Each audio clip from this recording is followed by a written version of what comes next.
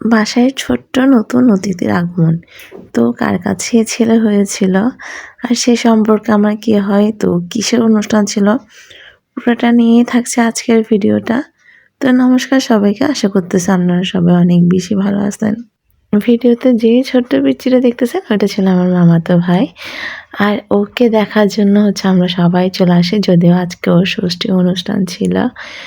সে একদমই কিউট একটা বেবি ছিল, একদমই সে কান্নাকাটি করছে না।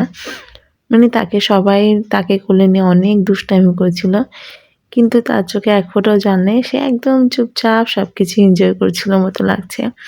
আর এদিকে আমি বসে বসে আমার ঠাকুমাদের গল্প শুনছিলাম। যেহেতু আজকে আমার মামাতো ভাইয়ের ষষ্ঠী ছিল, তাই সবাইকে ইনভাইট করা হয়েছিল।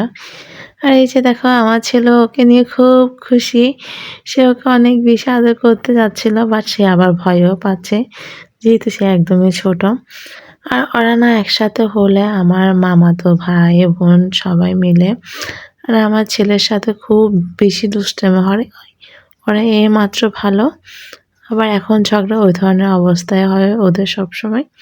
তো কিছু করার নেই, ছোট বাচ্চারা এমনই। এরপর আমার আরেকটা দিদা চলে আসছে, দাদু চলে আসছে, সবাই মিলে কিন্তু খুব মজা করছিলাম।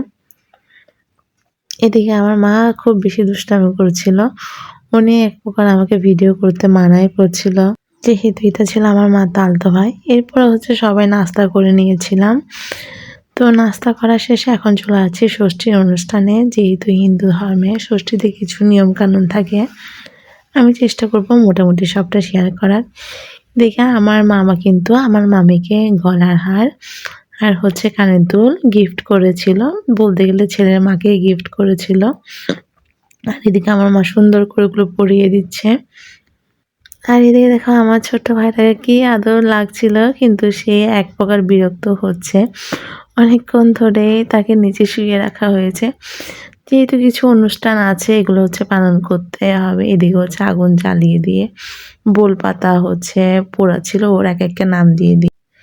আর এখানে কিন্তু 108টা নামই দিতে হয়, যদিও অতগুলো নাম দিয়েছে কি বলে আমার মনে হচ্ছে না, কারণ সে খুব বেশি পরিমাণ কান্না করেছিল। এরপরে যেদিকে রিচুয়ালটা শেষ করার সময় চলে আসছে, এখন ওকে একটু দোলায়ে এরপরে মায়ের পায়ের নিচে দিয়ে করে ওকে দিতে হবে। এটা এক ধরনের একটা নিয়ম, যেটা আমাদের হিন্দু ধর্মে আছে। আর এই নিয়মগুলোর নাম কি আমি কিন্তু জানি না, কেউ জানলে অবশ্যই জানাতে পারেন। এরপরে চলে আসছি খাওয়া দাওয়া করতে। এখানে ছিল হাঁসের মাংস, রুই মাছ আর সালাদ। আর এই দেখে আমার মা কিন্তু খুব সুন্দর করে সবাইকে সার্ভ করে দিচ্ছিল। তো আজকে এতটুকু, সবাই ভালো থেকে